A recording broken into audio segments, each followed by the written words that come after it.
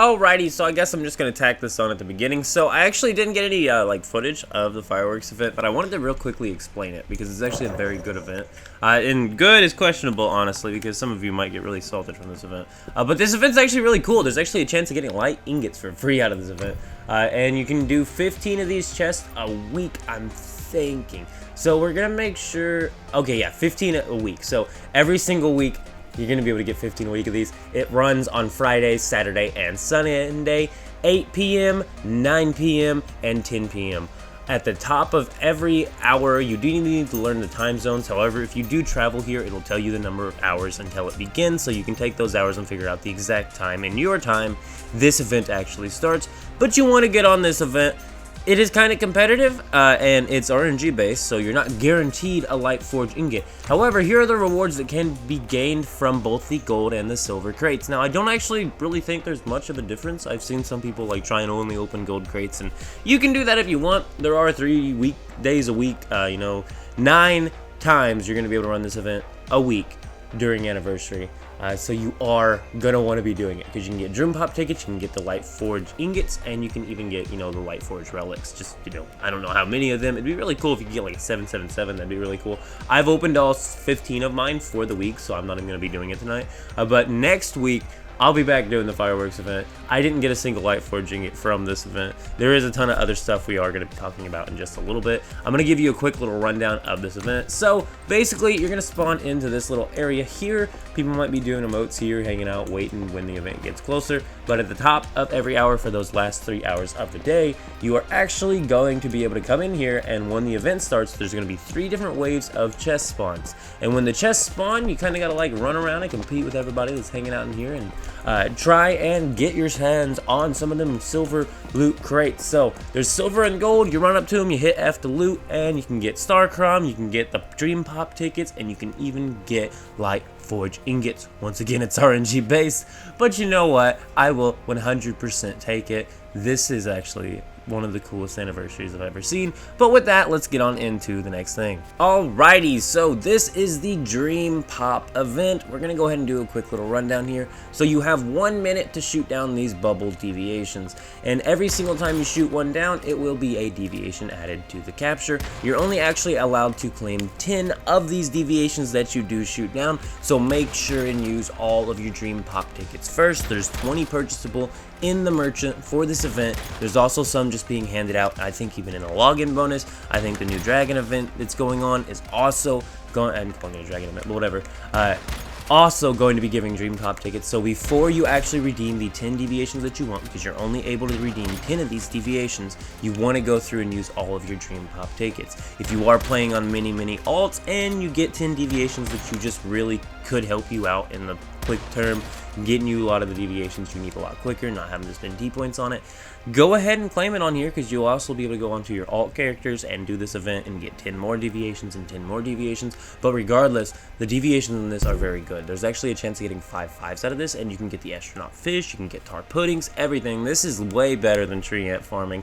I honestly wish I would have went through here and just did all the pop tickets and got nothing but the tar puddings, because I really do see this as a really easy way of getting, a lot of tar puddings. If I would have used all my Dream Pop tickets on all 8 of my alts, F4 only tar puddings, I could have claimed 80 tar puddings from this wonderful event here. And once again, there's wish boxes, there's flame essences, there's all sorts of them. You could even get 5 flame essences out of here. As a matter of fact, I think on my alts, that's really going to be one of the things I chase, is trying to get as many flame essences as possible, because I really want to get maxed out flame essences for my furnace setup. The next event we're going to cover is the Zafires Riot, and I love this event, guys. I've been asking for this ever since they ever ran a air quotes racing event in the game. This one's legitimately 4-player racing competitive, and my favorite part about this event, guys, is due to the fact, so when you join it, you're going to be meted by this lady, hit match, hit F to accept, you're going to be matched against 3 other people. It's match made, works great, and it plays wonderful. My favorite part, though, you can skin out the entire fleet of any vehicle that you own a skin for. So if you own, say, the bike skin or the rat rod or the Jeep, go through and skin out every single vehicle for the other players. Let them check out these vehicles. Some of these players will never get to drive these vehicles, and they will have an absolute blast driving these vehicles. I just thought it was so cool to be able to share with other people and allow them to take a test drive out on some of these loot crate vehicles, because, you know, they do cost just a little bit of real money, and, you know, some people might not be able to afford them. It's really, really cool that you can go through and share these. As you can see here, the player was like, hold up, there's a Nissan back there, I will go get it. I had so much fun sharing out my car on this event. I really suggest, if you do have any of the light crate skins for the vehicles, there's just a nice feeling about, you know, spawning out all these different skins, and then the players just hop in them and they just seem so happy. One person just sat there bouncing up and down in the car for like 4 minutes. Really cool. But here is my favorite run for this race event. I'm just gonna let it play out. I'll see you at the end of the race. This was my perfect run. Well, not perfect, but my best run thus far.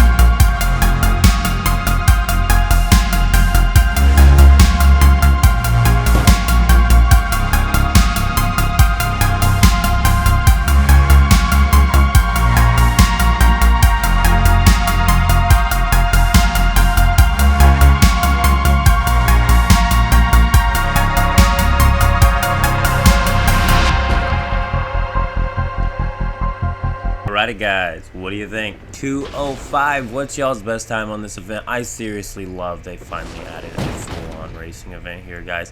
This is pretty sweet, if you ask me. It would be cool to see an open world racing event sometime down the line, but I'm not quite sure that would be so easy to do.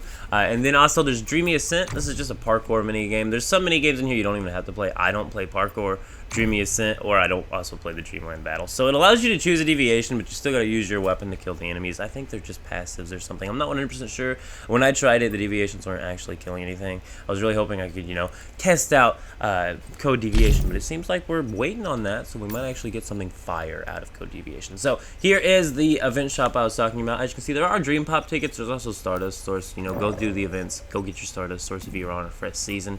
Really easy way of getting yourself just a few hundred Stardust Source there. Really, really easy. Get your gear going on and stuff. Here's the Dreamland Parade. This is the 7-day login event that's giving LightForge Ingots out. This is the Dragon Maker operation. So as you can see here, there's different little quests you can do. Build 5 facilities, kill 50 enemies. And it'll give you these cultivation points, and then you just click the little plus button and it will cultivate. And there's actually a chance of the cultivation having a crit rate, so you can actually get higher than you want. But there's LightForge Ingots in there, and of course there's that new skin, Chefosaurus Rex. I don't really care for it otherwise than I want the collection. There's also the Infinite Dreamland. This is another little set of quests here. I've completed all of these except for the Dragon Maker operation. They're all really easy. One's just watching a trailer. Most of them's just checking out the anniversary events. I really do think these anniversary events are pretty lit, and I am willing to admit this anniversary here is a pretty damn good anniversary, if you do ask me. I've really never had this much fun in an anniversary, aside from like 2nd year of Dokkan Battles anniversary. That was a fire anniversary, unless it's just real tinted glasses talking. Another thing I want to mention is my Starfall collection's almost done. I'm going to make a second character on a Visional because we're playing Endless Stream non-Visional. Probably going to do a perma server here, and we're an 8-man hive now. So we're also going to cover the shop. I really hate to do it, but there's something called the Reward Covenant. It's an 8-day login pack, and at the end of it, you also get a blue V, only 20 bucks for a blue V, and a bunch of LightForge Ingots, and 1.2k Christogen. Also a unique avatar frame and background, if you're an avatar itself. So if you're into that sort of thing, 20 20 bucks here. If you're going to be spending money in this game, definitely go buy this rebate pack before you actually go spend on the loot crate, because I mean, it's dirt cheap. Also, they added a vehicle skin in the purchasables option. It's only like 20 bucks, and look, it's kind of ugly, honestly, but I'm going to buy it eventually because I want a bunch of different vehicles like lined up out my base, because you can do the whole garage skin thing now. Also, there's like racks for your armor now, so you can display your armor. Pretty cool overall. No new decoration packs there, but there is a new facility pack. Now, there's the workshop, which, you know, I don't think anyone uses. There's the planter box, which I'm not going to use, and there's the crystal workshop furnace, and it's 1.5k Christogen for all three, or only 580 for just a single item here. I'm going to go be picking up the furnace. It's the only one I want. Another great thing is the flame essence frog actually sits inside of the furnace on this thing, guys. So this is the Carnival Subsidy. When I first heard it, I thought it was going to be like a rebate for the total spent from day one. That would have been way cooler. But as you can see here, I do have a 30% discount off of any purchases I make in here from the Christogen shop. So, you know, kind of a gimmick thing here, trying to just get you to spend money, but at the same time, 30% discount is welcome for those that do spend money. Speaking of spending money, I'm gonna have to get this garage skin. I have one of the ingots here. I'm hoping I can get it with the free ones, but, you know, we're gonna be putting some money in this anyway. I have a battle pass to buy. I have too much stuff to buy on this game. Honestly, I feel like I'm gonna spend $100 this month, at least on this game, just in, like, you know, not even trying to chase anything. But I am a one-man hive now. We will be getting on into one-man hive endless streams in the next video. But for now, I do believe this is all. So go ahead and leave a like on the video if you did enjoy it, and keep it beast mode.